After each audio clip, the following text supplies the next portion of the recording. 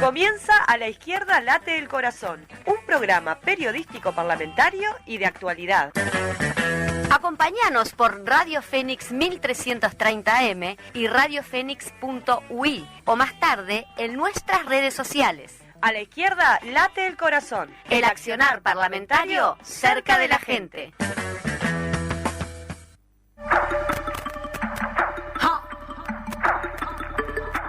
Yeah.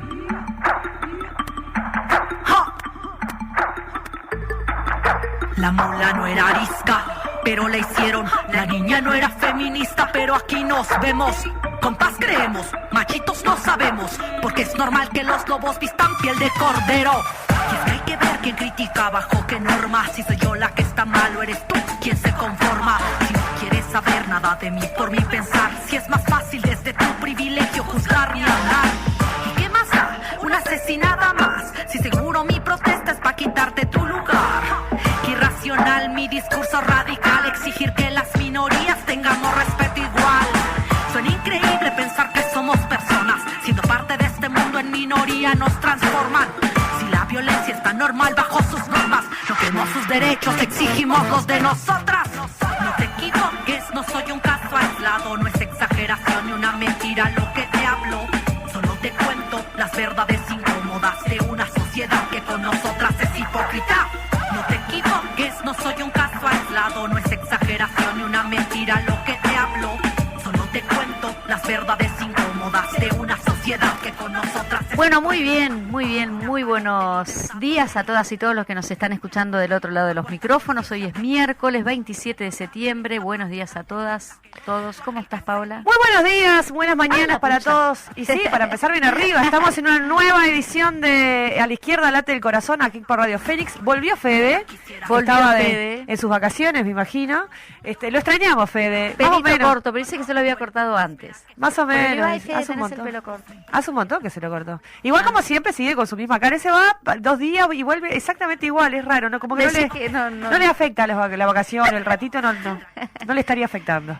Lo decíamos que los trabajadores no tenemos vacaciones. En realidad trabajamos tanto que cuando tenemos 3 días no nos alcanza para...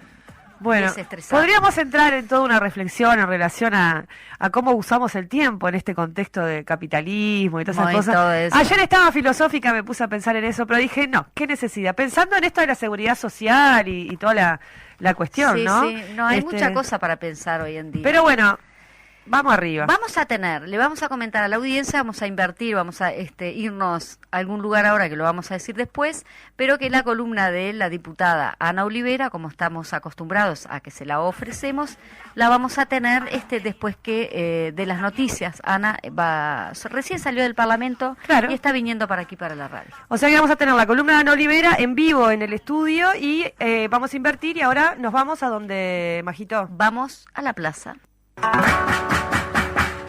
La lucha al movimiento. Vamos a la plaza. Bueno, este viernes será la Marcha por la Diversidad en Montevideo. La tradicional Marcha por la Diversidad tendrá lugar en Montevideo el próximo viernes 29 de septiembre. En esta ocasión, la marcha se realiza bajo la consigna Basta de impunidad y saqueo de derechos. En consonancia con la declaración de septiembre como mes de la diversidad, ya se han producido marchas en ese sentido en los departamentos de Rivera y Colonia. Dicen que la de Colonia fue una cosa me enteré, imponente. Sí, muy buena. Imponente. Muy buena. Qué lindo sí. Eso. La coordinadora de la marcha hizo pública un afiche donde se ratifica la consigna y se informa que la movilización comenzará a las 19 horas del viernes, de este viernes, en Mercedes y Libertador, recorriendo posteriormente Avenida del Libertador hasta llegar a la Plaza 1 de Mayo. Y en la Plaza Cagancha tendrá lugar previamente, y como ha sido en otras ocasiones, la Feria de la Diversidad en el horario de 11 a 22 horas el jueves 28 y de 10 a 18 horas el viernes 29. Estas ferias también son divinas. Sí, y además esta movilización que se pasó a la Avenida Libertador justamente porque ya en 18 de julio prácticamente no te movías. Recién estuvimos con Gastón Dufú, que estuvo en Cultura en Casa y nos estuvo un poco comentando, sí, que cada vez están... Sí, y también la otra característica que tiene esta movilización de la Marcha de la Diversidad es que se cumplen 30 años de la primera marcha en 1993, que era bien chiquitita, ¿no? Y era otra cosa salir a la calle en ese momento a reclamar por los derechos de la diversidad sexual, así que para aquellos primeros y primeras pioneras... Eran bien jugadas y jugados. También el homenaje en este 30 aniversario. Bien, el Ministerio de Trabajo no renovará el seguro de paro de los trabajadores despedidos por Ascodique y Río Gas. El Ministerio de Trabajo y Seguridad Social resolvió no renovar el seguro de paro de 14 de los 58 trabajadores despedidos en marzo por Ascodique y Río Gas, algo que fue solicitado tanto por la Asociación Laboral de Funcionarios de Ascodique Supergas, ALFAS, como por la Comisión de Legislación del Trabajo y Seguridad Social de la Cámara de Diputados. En diálogo con La Diaria, el presidente del sindicato, Andrés Guichón, dijo que la decisión sorprendió no solo porque el pedido surgió del Parlamento con una aprobación casi unánime, sino también porque era razonable. El Ministerio de Trabajo y Seguridad Social estuvo presente y fue testigo de todas las instancias de negociación y de la falta de voluntad de la empresa, afirmó. De hecho, las autoridades del Ministerio nos reconocían a nosotros que era algo antisindical y observaban la intención de destruir al sindicato por parte de la empresa, aseguró el presidente. Según Guichón, dado que no existió ninguna justificación para las desvinculaciones y fue contratado más personal que el que había sido despedido, los trabajadores entendían que la cartera no iba a tener problemas en hacer esta extensión, mientras los afectados conseguían otras soluciones laborales. Este punto es central porque lo más complicado es que el conflicto se consumió prácticamente todos los meses del seguro de desempleo, durante los cuales los trabajadores no buscaban otra salida porque justamente estaban a la espera de ver qué pasaba, si lograban un cambio en la situación, ¿verdad? Exactamente. Yendo a otro tema, PIT-CNT condena, rechaza y repudia dichos del intendente Caram del departamento de Artigas. Es con profunda indignación que condenamos y repudiamos los recientes comentarios del intendente de Artigas, señor Pablo Caram, en relación al trabajo infantil en las tabacaleras. Sus palabras reflejan una total falta de conocimiento sobre la normativa legal vigente en nuestro país, así como también una carencia de sensibilidad y conciencia frente a una problemática que debería ser prioritaria en la agenda de cualquier autoridad y de cualquier gobierno, sea departamental o nacional, expresó el PIT-CNT en el comunicado. Es crucial entender que el trabajo infantil impide el acceso a la educación de calidad, perpetúa el ciclo de pobreza y expone a los niños, niñas y adolescentes a condiciones peligrosas y abusivas. Como sociedad debemos unirnos para combatir esta problemática, promoviendo políticas activas que brinden oportunidades reales a los jóvenes y los protejan de la explotación laboral. Es inaceptable que un representante político minimice el impacto y la gravedad de esta situación, desmereciendo los esfuerzos realizados por instituciones, organizaciones y activistas que luchan diariamente para combatir el trabajo infantil y garantizan el bienestar de los NNA, señalaron entre otros elementos. Niños, niñas y adolescentes, ¿verdad? Finalmente manifestaron que desde el movimiento sindical no toleraremos comentarios irresponsables que minimicen un problema tan crucial. Repudiamos que desde la institucionalidad del Estado se avalen este tipo de actividades que vulneran derechos y atentan contra el sano desarrollo físico y psicológico y que muchas veces atentan contra la continuidad educativa de las infancias de nuestro país. Exigimos acciones concretas y comprometidas para poner fin al trabajo infantil y garantizar un futuro esperanzador para todos los niños, niñas y adolescentes de Artigas y del país en su conjunto. Me quedé pensando en una entrevista que no sé en qué canal fue que hicieron a los niños, a los menores Sí. del lugar ahí en Artigas, y claro, obviamente lo normalizan, lo tienen como algo ya como parte de su diario, del vivir, Sí, ¿no? claro. Van, estudian y vienen y trabajan. En los inclusive uno de ellos que entrevistaron que andaba en tractor, creo que dijo a los 9 años. Claro. Entonces, ¿cómo la prensa puede exhibir esas entrevistas que es totalmente... Bueno, tiene que ver con esta lógica de querer justamente normalizar o normalizar romantizar. algo que no... Es como cuando dicen, el niño cero falta que se va todos los días a caballo haciendo no sé qué cantidad de kilómetros abajo de la lluvia, no sé qué, no sé cuánto, como si eso fuese una cosa... Lo dice como poéticamente, en realidad es gravísimo. Bueno, pero justamente la cuestión cultural tiene que ver con eso, ¿no? En la medida que uno normaliza cuestiones que van en contra de los derechos, ¿no? Como, por ejemplo, el trabajo infantil, porque seguramente en Artigas mucha gente debe pensar, porque es lo que ha sido la vida. Toda y la vida, y exactamente. generalmente uno lo que piensa de la vida te está atravesado necesariamente por la experiencia. Por eso el cambio cultural es muy importante y por eso es muy complejo que las autoridades, ¿no? Que son los que tienen la responsabilidad de velar por el cumplimiento de los derechos, también reproduzcan estos discursos y esta naturalización. Se supone que ahí tiene que haber una conciencia o una responsabilidad diferente. Pero bueno, estamos hablando de Caram, ¿no? Que ya sabemos que en general tienen una...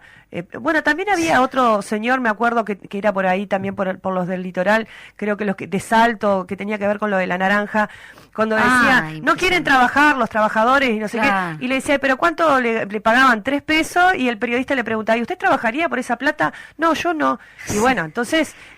Recuerdo también cuando salió la ley de ¿cómo es?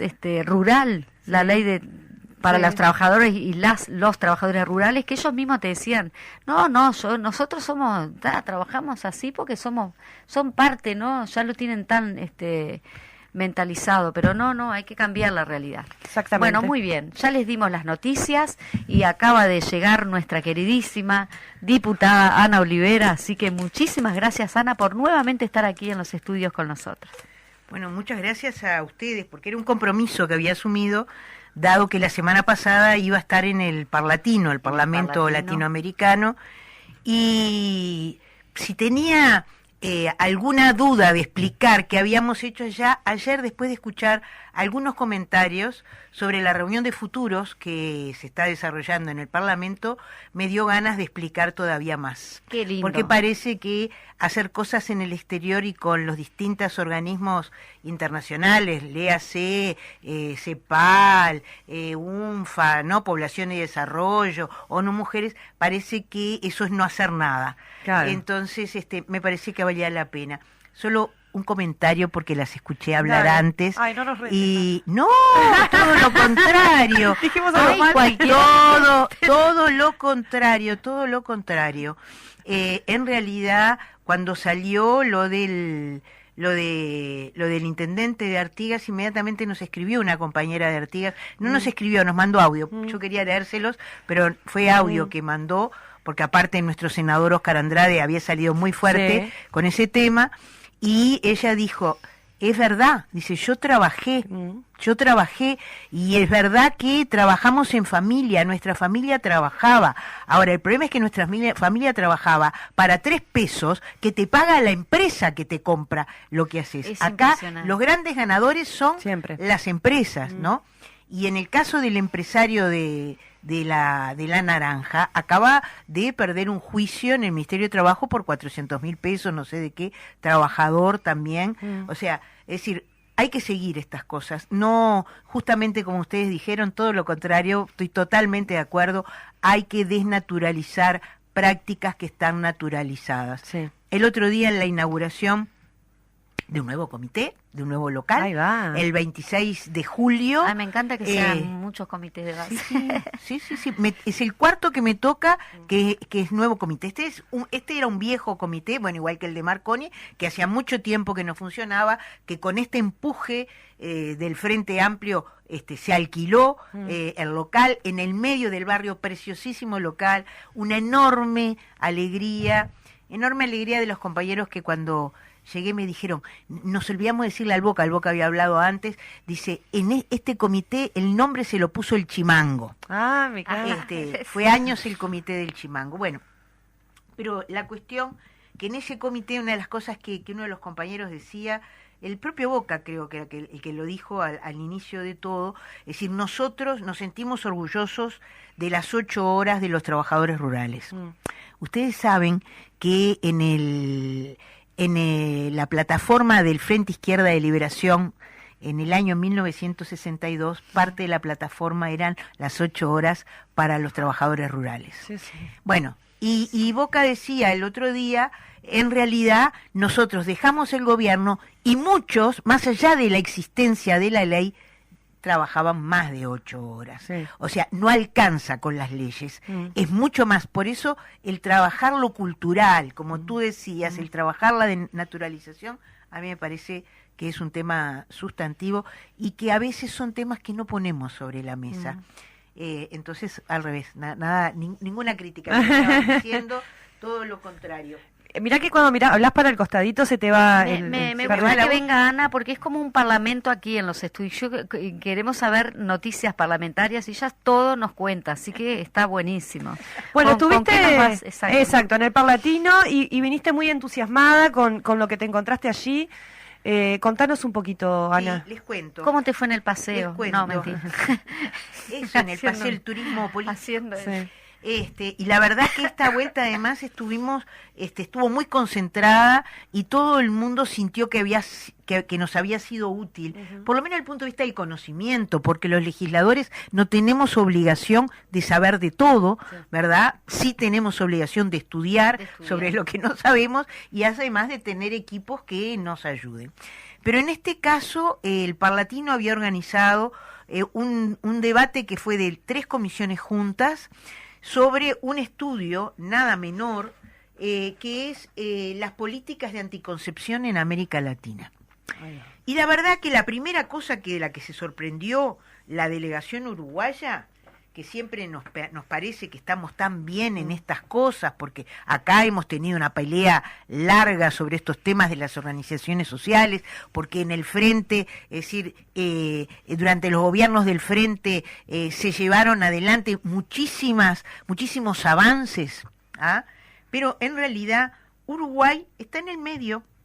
Uruguay, respecto a las políticas de anticoncepción en América Latina y el Caribe, no se los puedo mostrar, pero tengo acá el mapa. mapita. Está en un 60% con 1 de cumplimiento en relación al resto de los países de América Latina, donde quien está a la cabeza, hay una serie de parámetros que yo se los voy a leer ahora, pero quien está a la cabeza es México. Mira. Y después de México, Argentina. Y nosotros nos sorprendimos mucho, porque Argentina no hace tanto tiempo que definió la interrupción voluntaria del embarazo. Pero bueno, habiéndola definido, tiene todo otro montón de medidas en las cuales están por encima de nosotros. Y la experta que estuvo por Uruguay haciendo el estudio de los diferentes ítems fue justamente Liliana Brasinca, ¿no? La organización Mujer y Salud, que ha estado en nuestro programa muchas veces. Entonces, como todo el mundo decía, no puede ser que Argentina esté mejor que nosotros, yo le escribí a Liliana y ella me dijo, lo que pasa es que el retroceso de estos años ha sido importante. Pero ha sido demasiado. Porque Ha sido tantos importante. años. Entonces, nosotros vemos que acá lo que se mide, ¿verdad?, son las políticas, el acceso a las políticas y el financiamiento para esas políticas. Claro. Son 3 los ejes que se miden, ¿verdad? Y después de eso es el reconocimiento de derecho a elegir el número, momento y espaciamiento de los nacimientos, la existencia de un plan político oficial, una política nacional o una estrategia concerniente a la planificación familiar, la reglamentación de la objeción de conciencia en relación a la anticoncepción, estaba buscando. Es decir, ese es un punto en el que nosotros estamos por debajo y es un problema, Sí. y es un problema. Y Lilian nos decía, es decir, lo peor de todo, y en eso está vinculado el retroceso, es poner al frente de las políticas de interrupción del embarazo a un objetor de conciencia, Claro, ¿no? Que es así lo que pasa. tremendo. Inclusión de métodos anticonceptivos en la lista nacional de medicamentos esenciales. Bueno, nosotros tenemos entre 1 y 5 y hay otros países que tienen hasta 10 métodos diferentes. Compromisos relacionados con la anticoncepción en la cumbre de Nairobi, sí, por supuesto. Existencia de un marco legal para la educación en materia de la salud sexual y reproductiva, que incluye información sobre todos los anticonceptivos modernos disponibles, ¿verdad? Y sí, pero está en cuestión. Sí. Es decir, todos los temas vinculados con la educación sexual han estado todos estos años en cuestión, ¿no? Sí. Atado con el tema de la ideología de género, Sí. tema que estuvo en debate muy interesante en la segunda parte de esto. Existencia de un censo o encuesta que incluya indicadores, existencia de un Comité Nacional de Suministro de Insumos, existencia, después en el acceso, existencia de servicios específicos para adolescentes y jóvenes, existencia de una página web gubernamental para informar sobre anticoncepción, estado de registro de la anticoncepción oral de emergencia, disponibilidad de la anticoncepción oral de emergencia sin receta médica, restricciones de acceso a la anticoncepción en función del estatus social. En estos aspectos, en el acceso a anticonceptivos modernos, nosotros estamos bastante bien sí. en ese sentido. Y después, en el caso del financiamiento, ¿verdad? En el caso del financiamiento, existencia en el presupuesto del Estado de una línea de gastos específica para la planificación familiar y el suministro de anticonceptivos, Uruguay no la tiene, como tampoco un plan para el año que está en curso.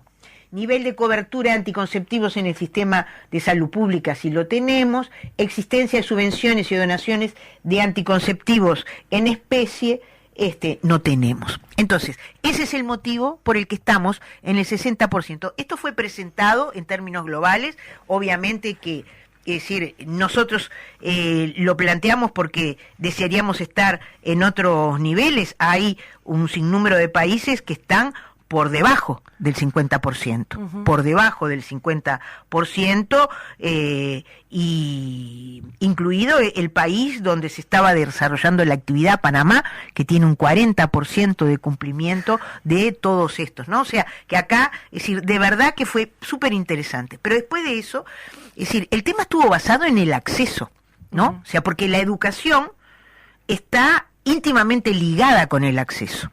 Claro. Y simultáneamente con eso, está íntimamente ligado con un tema, es decir, en el que nosotros insistimos mucho durante nuestros 15 años de gobierno, que es en el tema del embarazo adolescente. Sí. Ese es uno de los puntos más importantes, ¿no? Y de hecho, eso muchas veces, y los métodos anticonceptivos que se utilizó durante todas nuestras campañas respecto al embarazo adolescente, que es un dispositivo subcutáneo, es decir, significó muchos debates, entonces, creo que es un tema que no está de más ponerlo sobre la mesa, y además la delegación boliviana puso sobre la mesa un tema súper interesante que es muy bien. Estamos hablando de la salud sexual y reproductiva, y sobre la anticoncepción el tema está centrado en la vida de las mujeres. Sí. ¿Por qué no nos planteamos el tema de la anticoncepción y no hay información aquí planteada respecto a los hombres? Para los varones. Para los varones. ¿Ah? Entonces, uno de los que estaba allí era uno de los especialistas explicitó que sí había en algunos países más avanzado medidas, que sí había estudios, es decir, que sí, pero que efectivamente era un tema absolutamente cultural, empezando por el uso del preservativo, ¿no? Sí. Entonces, Es decir, de quién es la responsabilidad de este método anticonceptivo, Sí, ¿no? sí. O sea, hay un tema cultural de negarse a utilizar el preservativo. O sea, yo era la única mujer de la delegación diputada. Estaba la otra compañera que es la funcionaria de Relaciones Internacionales que nos allana todo el trabajo. Y los 4 varones, la verdad que siguieron la conferencia con suma atención porque son temas que no están siempre sobre la mesa porque parece que son temas para mujeres. Claro. Entonces, desde ese lugar para mí fue sustantivo. Y la segunda parte estuvo vinculada, porque si no me voy a extender muchísimo. Sí, te quedan 4 minutos. Pero digo que esto vale la pena y pensemos, ¿no? Cuando hablamos de los retrocesos que hemos tenido, pensemos que también en los temas de salud sexual y reproductiva de las mujeres hemos tenido retrocesos. Con todas las consecuencias que eso tiene para el desarrollo y el ejercicio de los derechos Ahora, de las mujeres. el ¿no? ejercicio de en los estos derechos. países que están, pero bien, Sí. ¿te trajiste ideas o proyectos, o Están- ver cómo se están puede en qué modificar cosas- Uruguay no, en ese están en qué sentido? cosas ellos están mejor que nosotros. Claro. Lo que está es un cuadro, que es el que yo estaba leyendo, donde por supuesto hay una cosa bien importante. ¿Tenés presupuesto para esto o no? Claro. Porque las políticas Se va a podrán hacer. ser muy bonitas, que son papel pintado, si atrás de eso no No está hay el presupuesto para llevarlas adelante. Y además, para tener un presupuesto, es decir, y teniendo leyes, tenés que tener un plan. Y ese es el otro elemento sustantivo también de diferenciación. Muy interesante. El segundo tema estuvo vinculado con población y desarrollo y los 10 años del consenso de Montevideo. Y aquí estuvo con mucha fuerza planteada. Fíjense que hace 10 años en el consenso de Montevideo estaba el tema de tender, por supuesto, en un tema. Todos los temas vinculados con los que se trataron allí fueron vinculados con los temas de género, es decir, pero al mismo tiempo vinculados con algo que está sucediendo, es decir, y es que eso lo habíamos visto ya en los debates en la reunión anterior, pero en esta con claridad. O sea, hoy hay proyectos en algunos países donde se trata de sacar de los temas de la educación los temas de género, y se habla abiertamente de la ideología de género, cosa que no existe. O sea, la igualdad entre hombres y mujeres, ¿verdad?, es parte de las desigualdades que tiene esta sociedad y que han sido estudiados durante muchísimo tiempo. Y bueno, y en ese caso, el consenso de Montevideo, que entre otras cosas ya hace 10 años, porque se cumplen 10 años del mismo, que a su vez se hizo cumpliéndose 30 años de otro encuentro internacional sobre los temas de igualdad entre hombres y mujeres, planteaba ya en ese momento el tema de abordar los temas de la paridad entre mujeres y varones en los temas de la vida política. Y nosotros también en esos temas, es decir, estamos con atraso, entre otras cosas, en la representación, en las responsabilidades políticas por parte de las mujeres, tanto en los poderes ejecutivos, en los gobiernos departamentales, en los gobiernos municipales, como en la representación parlamentaria. Así que también esto puso sobre la mesa qué nivel de cumplimiento tenemos a 10 años, ¿tá? En realidad, inclusive en algunos aspectos, hasta llegamos a disminuir. Y quiero tratar, por último, porque me queda poco tiempo, porque escuché y la gente enseguida se prende. La gente se prende con la antipolítica y la gente se prende rápidamente con que todos los políticos son iguales. De esto hablamos en la inauguración del 26 de julio sin saber las cosas que se iban a decir estos días sobre esta actividad de la Comisión de Futuros, donde vino gente de todas partes del mundo. Y está vinculado con un tema, es decir, del que no podemos estar atrás, tenemos que estar adelante, efectivamente, que es la inteligencia artificial. Y hay un problema con la inteligencia artificial, y yo soy bastante insistente. Y está en las redes colgado un encuentro que realizó la senadora Silvia Nane sobre el tema de la inteligencia artificial, con la participación de Diego Dresler, yo creo que se los había contado, acá, con la participación de Malena Muyala, de María Inés Ovaldía, de un montón de gente vinculada con la música, la literatura, la ilustración, porque todo el mundo se está sintiendo afectado. Y como dijo uno de los participantes, nosotros no queremos romper las máquinas, nosotros queremos regular, ¿verdad? Y ese era uno de los objetivos, porque de nada sirve una regulación nacional frente a algo que es absolutamente internacional. Sí. Es decir, no, así como hoy es difícil abordar cuáles son las empresas uruguayas capitalistas, ¿no? Y el capital transnacional es el que domina. Bueno, en esto hay grandes empresas de la inteligencia artificial, y por más regulación que pongas acá, vos te bajás de cualquier lado una aplicación y podés pedirle a esa aplicación, como yo les decía el otro día, que te haga una pintura mezclando a Dalí con Picasso, ¿verdad? Entonces, en realidad, mucha gente se burló mucho de esto, lo escuché ayer, con este tipo de actividades, dijo ayer un connotado humorista, estamos favoreciendo a los Frankenstein como Milei, ¿no? O sea, es decir, a aquellos que hacen antipolítica por hacer actividades como estas, por juntarse con muchos cócteles a nivel internacional. No sé si hubo muchos o pocos cócteles, pero en todo caso, debates con especialistas a nivel internacional sobre un tema que yo invito a leer, la carta abierta que nos dirigieron a nosotros los legisladores, pero que es internacional. Los creadores e intérpretes mundiales exigen derechos creativos frente a la proliferación de la inteligencia artificial. Nos lo mandó Alexis Buenseñor, que es integrante de la organización internacional y presidente de AGADU, al igual que Diego Dressler, que es el vicepresidente. Es decir, porque, aquí hay temas nada menores que están vinculados con los derechos de autor y también están vinculados con la ética. Entonces, no es ninguna tontería lo que se estuvo discutiendo estos días, es decir, y en realidad tratar de pensar en qué podemos aportar en una regulación internacional es importante. Así que era esto lo que quería trasladarles.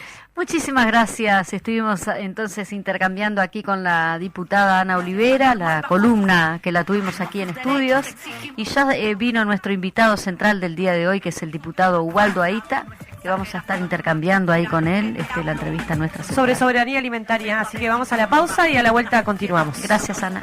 No te equivoques, no soy un caso aislado, no es exageración ni una mentira lo que te hablo. Solo te cuento las verdades incómodas de una sociedad que con nosotras es hipócrita. No te equivoques, no soy un caso aislado, no es exageración ni una mentira lo que te hablo. Solo te cuento las verdades incómodas de una sociedad que con nosotras es hipócrita. Una aparente libertad donde limitan mi existencia, donde no importa cuánta conciencia tengas. Si en el diario andar no eres capaz de darte cuenta que no todo aquel que se diga libre pues que lo sea. ¿A quién se acata? ¿Quién sale de las reglas? Y parece que desobediente soy de este sistema. No es que yo lo prefiera, quisiera hacer lo que esperan, pero el sexismo hace tiempo no me educa. ¡Ups, qué pena! Porque cuando todo el mundo espera que calles, se quejarán de tu voz, no importa que tan bajo hables.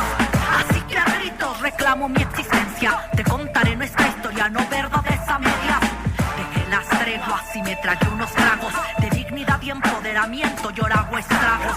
Contra el machismo, contra ese patriarcado, mujeres en la lucha, oídos necios reventando. No te equivoques, no soy un caso aislado, no es exageración ni una mentira lo que te hablo. Solo te cuento las verdades. Bueno, muy bien, como les anunciamos antes de ir al corte, ya tenemos aquí a nuestro invitado central del día de hoy, que es el diputado Ubaldo Aita, y vamos a estar desarrollando el tema de soberanía alimentaria, quizá enmarcándola un poquito en lo que es el programa El Frente Amplio. Te damos la bienvenida, Ubaldo. Bueno, buenos días, muchas gracias. Un hombre de canario, ¿no? De Canelones también. Sí, gracias por una nueva invitación y bueno, muy a gusto aquí, escuchando también la última parte de la intervención de Ana, muy interesante, muy importante, creo que en términos de debate y de construcción de políticas en torno a estas cuestiones. Me parece muy interesante y reivindico la actividad que se viene llevando adelante en el Parlamento también, porque tiene naturalmente estos objetivos, ¿no? Como decía Ana, estas regulaciones son globalizadas, internacionales, o no son, o no tienen eficacia, y por lo tanto creo que es una excelentísima oportunidad de intercambio con otros parlamentarios a nivel internacional. Bien. Con estos temas. Así Muy que bien. bueno, pero mi tema hoy era otro. Exacto. Y ustedes lo anunciaban ahí en la placa, bueno, hablaban de la soberanía alimentaria. puede parecer un poco insistente, Sí. pero parece importante que en el marco del debate del programa del Frente Amplio, donde estamos hoy en este proceso de debate, de aportes en torno a las bases programáticas del Frente Amplio, me parecía importante de alguna manera relacionar o contextualizar la cuestión de la soberanía alimentaria en el contexto de este debate, porque bueno, el programa del Frente Amplio tiene un enfoque de derechos, ¿no? Total. Exactamente. Entonces, desde ahí me parece que, bueno, el derecho a la alimentación, que ha tenido en Uruguay, creo que un espacio en la agenda pública, en tanto la inseguridad alimentaria de algunos sectores, fundamentalmente de nuestras infancias y nuestras adolescencias, en el Uruguay. Últimamente se produjo un informe de la Escuela de Nutrición que tiene que ver con la inseguridad alimentaria de los adolescentes en la zona de Punta de Rieles, por ejemplo. Y me parecía importante relacionar el derecho a la alimentación con la cuestión de la soberanía alimentaria, y en ese sentido, profundizar de alguna manera en este tema, porque el Uruguay carece, primero, el Uruguay carece de una ley marco del derecho a la alimentación. Si bien ha habido iniciativas en las legislaturas anteriores y en esta misma legislatura se maneja, aunque no se conoce, un proyecto de ley de ley marco del derecho a la alimentación. Sí. Reitero, no se conoce, pero sí se ha hablado de un proyecto de ley de derecho a la alimentación que tendría origen en la Secretaría de Inteligencia del Estado, y bueno, y que vinculado también al Ministerio de Ganadería y Agricultura y Pesca. Nosotros desde la comisión, hay una comisión de la Asamblea General, una comisión especial que no tiene fines legislativos, pero sí tiene fines de intercambio y de debate bueno, en el sistema político, pero también con las organizaciones sociales. Allí se habla de este proyecto. Y también, como les decía, la legislatura anterior hay un proyecto que incluso estuvo apoyado por todos los partidos políticos, que tiene que ver con un proyecto con establecer un marco normativo sobre el derecho a la alimentación en el Uruguay. Ajá. Y en ese sentido hay un debe en particular del sistema político de tener una norma que establezca un marco que asegure para efectivamente para el efectivo ejercicio por parte de la población del derecho a la alimentación. El derecho a la alimentación, ustedes saben, es un derecho humano, está contenido en la Carta de los Derechos Humanos del año 48.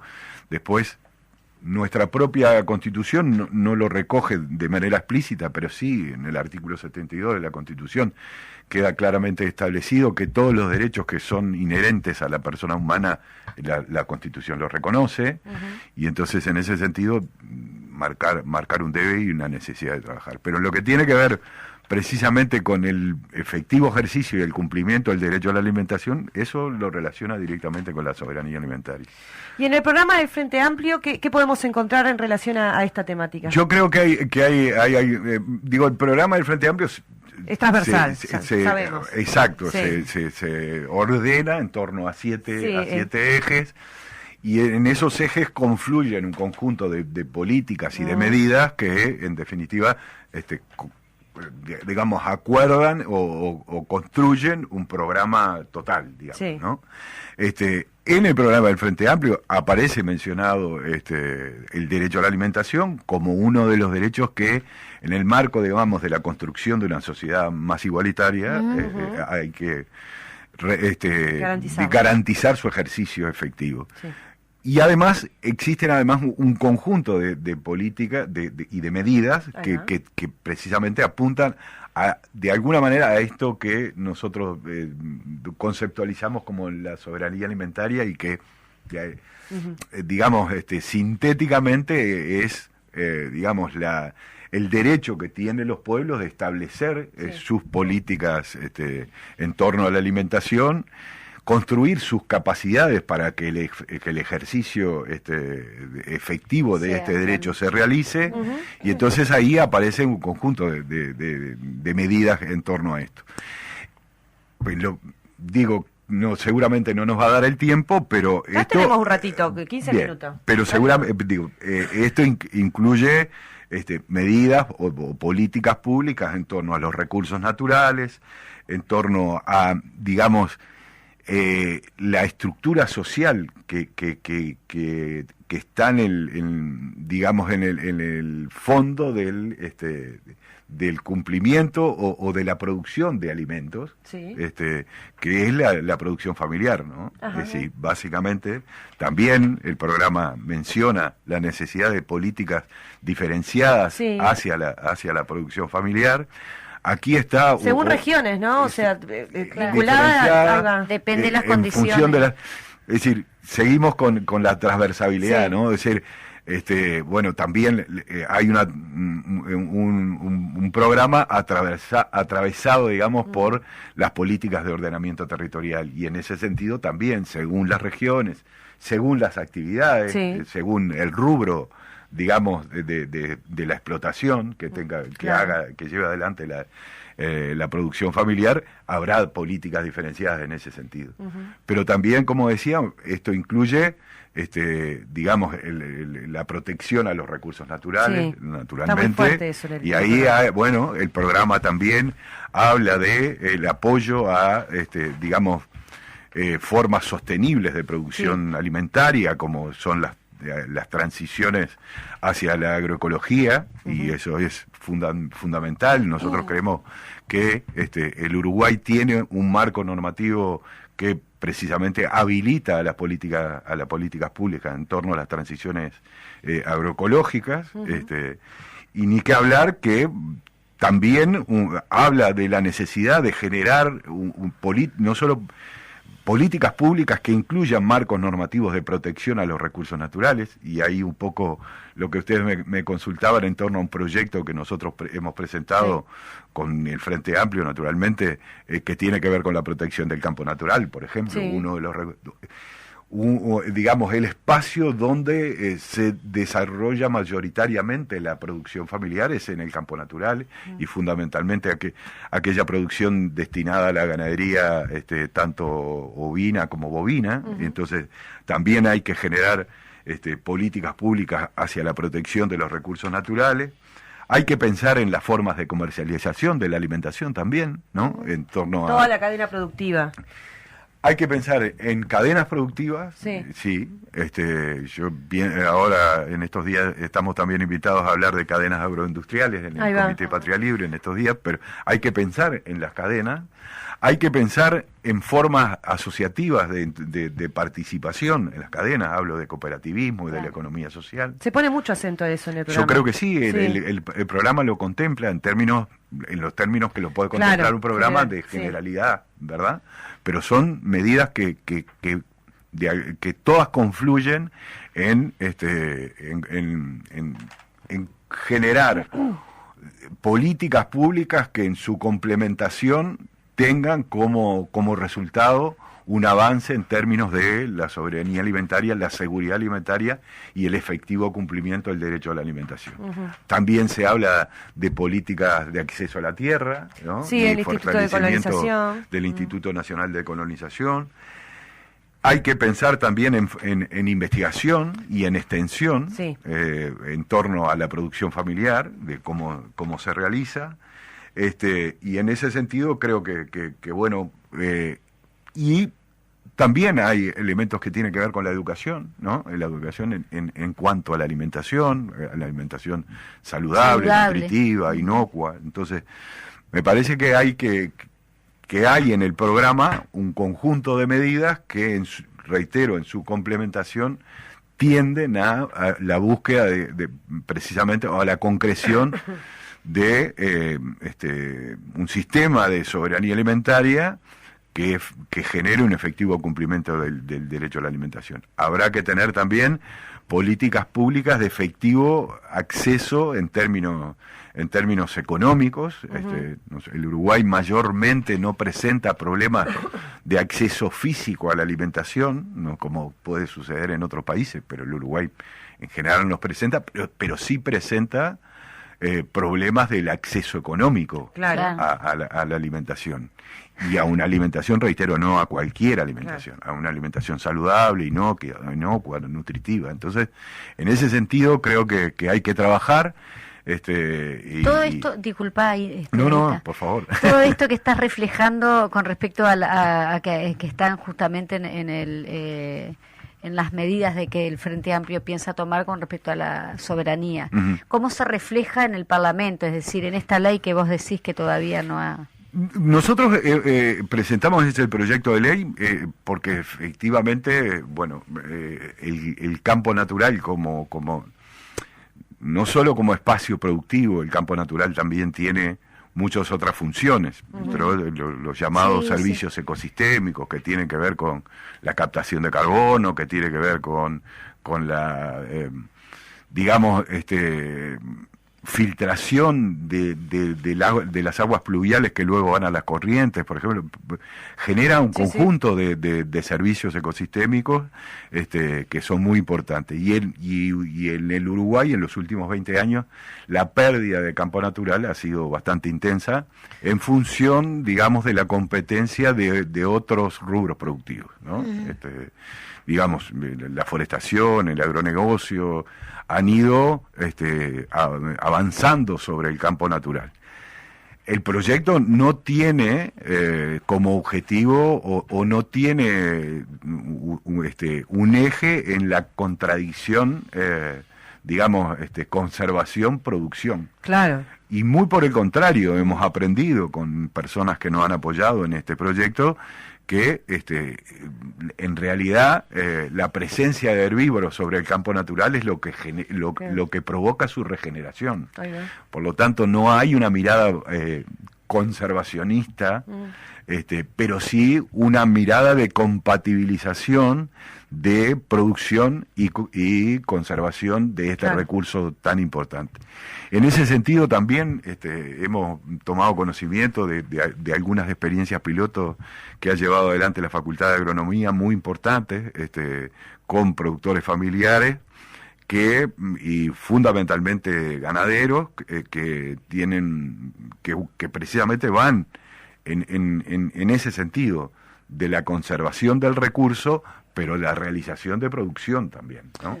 También en lo que tiene que ver con la alimentación, no es exactamente en la tierra, pero también en el programa se habla de lo que tiene que ver con la pesca, por ejemplo, ¿no? Bueno, ese es un gran recurso que el Uruguay y nosotros debemos reconocer. También que durante los gobiernos del Frente Amplio no tuvimos una política que digamos que generara desarrollo. Sí. Tenemos hasta incluso dificultades como población de consumo. De consumo. Claro, ¿no? Entonces, lo tenemos, pero lo mandan para otro lado. Pero además, carísimo. tienen problemas de desarrollo. En el programa pasado, que no llegamos a hacer gobierno, ya había en el programa cuestiones vinculadas al fortalecimiento de la producción pesquera, y acá en este programa aparece nuevamente, en la página 14, para los que tengan el programa, en la línea 480, habla recuperando los niveles, viene hablando de, para que donde estábamos, el país sostenible, ¿no? Entonces dice, recuperando los niveles de producción pesquera sostenible, incentivando su consumo, generando conocimiento y fortaleciendo el control sobre el espacio marino y sus recursos, las barcazas esta que trae Viere, que en realidad no van a ser muy útiles, pero bueno, tenemos mucho para lugar en donde fortalecer la pesca, que generalmente se van con estos pesqueros que vienen los chinos y demás. Bueno, sí. Claro, va perdiendo el recurso ahí, ¿no? Se exporta. Nosotros lo que tenemos un problema de control de nuestros recursos hídricos. Sí, en este caso. Acuicultura es el nombre de la...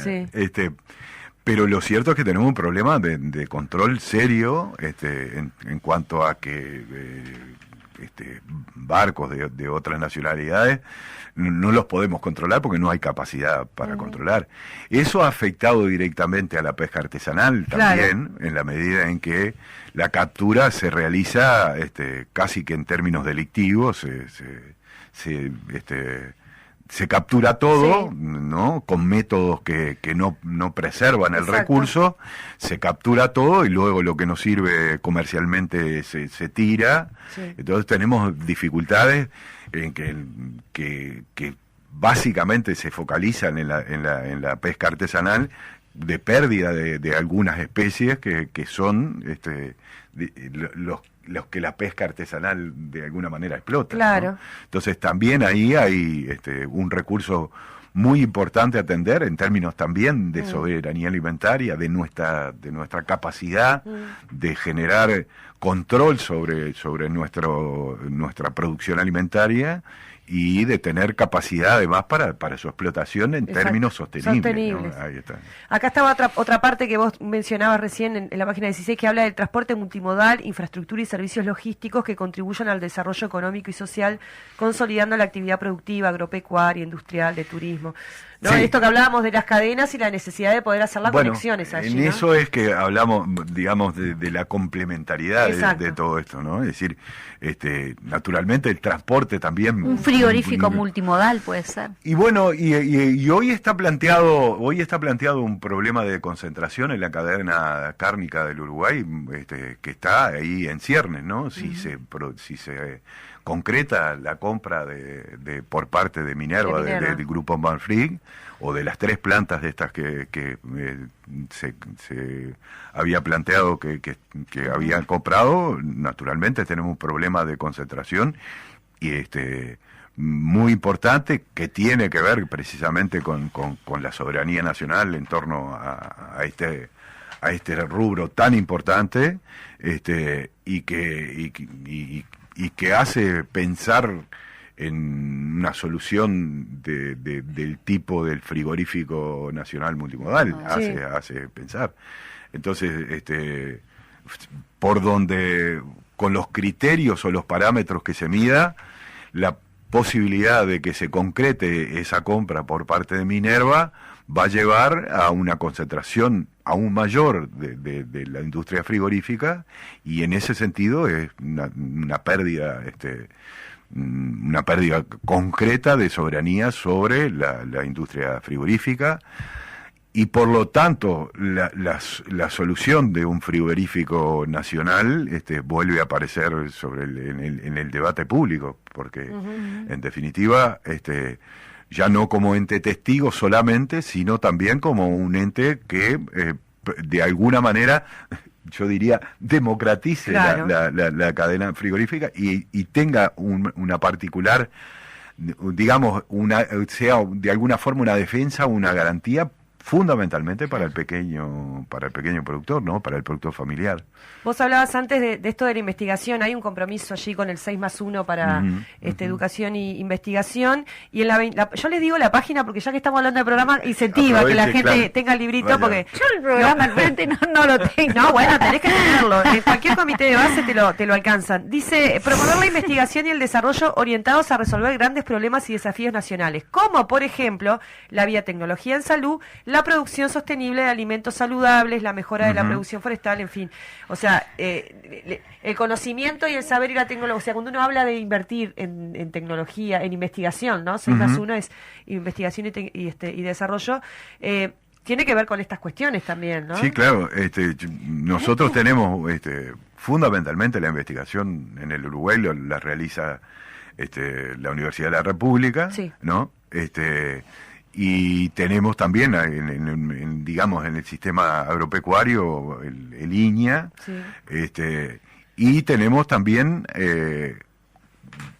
digamos, el problema de la extensión, ¿no? Es decir, uno investiga y lo lleva a la práctica en función, digamos, de un instituto, por ejemplo, en el caso del Instituto del Plan Agropecuario, son los que realizan extensión. Me parece que en términos concretos de las necesidades de la producción familiar hay que acentuar recursos y destinar recursos para la investigación y también para la extensión. Yo les hablaba de este extensión universitaria, porque no todo el mundo sabe. Claro, lo que la extensión es llevar a la práctica, digamos, estas investigaciones. las investigaciones. Exacto. Exactamente. Sí. Y entonces, en ese sentido, yo les hablaba que, bueno, la mayor producción de investigación lo realiza la Universidad de la República, claro, en nuestro país, y también realiza extensión. Y en ese sentido, a la que no le dan presupuesto. Bueno, la que tiene Cero los problemas presupuestales que tiene, ¿no? Hoy pero se lo dieron a Cabildo Abierto ahora igual. Bueno, ahí para los habla de un orden funcionarios. de prioridades que tiene esta coalición de gobierno, ¿no?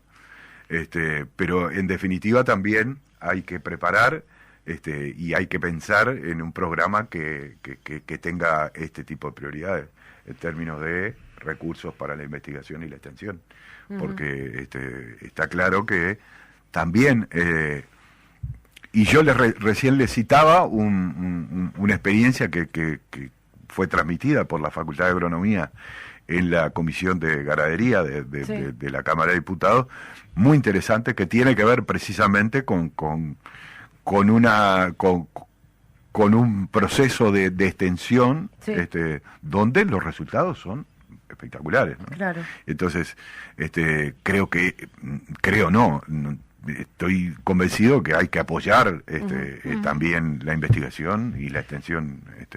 Pasó rapidísimo el No tiempo. sé, porque yo te iba a preguntar lo de la Cámara Uruguaya de Procesadores Avícolas, pero eso no estaba dentro del del tiempo. No, yo lo que quería decir en esto que estábamos conversando, ¿no? Porque estamos hablando de transformaciones importantes que queremos hacer cuando el Frente Amplio, y por eso el Frente Amplio habla de ciclo. Nosotros no queremos gobernar por 5 años, porque no podés hacer todo en 5 años, y por eso es importante poder mirar con mayor perspectiva y poder construir políticas de Estado y realmente comprometerse con la transformación de las estructuras productivas, económicas, ¿no? Este cambio cultural que también nos ha alcanzado a nosotros, porque hay cosas que nosotros pensamos ahora de lo sostenible, que no lo pensábamos hace 20 años. Sí, claro. Y me parece que es importante, es un buen momento para hacer esos cambios. Sí, a ver, yo creo que el programa naturalmente tendrá un enfoque del ya asumido el gobierno, resolver los temas urgentes, como siempre pasa, pero habrá que tener una perspectiva de cambio en términos de incorporar, como vos decías, algunas cosas que no lo pensábamos hace un tiempo atrás, y fundamentalmente esto de lo sostenible, que está además en el marco no solo de una perspectiva de un programa que apunte el desarrollo con igualdad, sino también que está en el marco, digamos, de las posibilidades que el Uruguay tenga en términos de desarrollo económico, porque cada vez más van a ser exigidos el cumplimiento de estos compromisos ambientales. Claro. Las propias Naciones Unidas tiene compromisos hacia el 2030 que tiene que ver.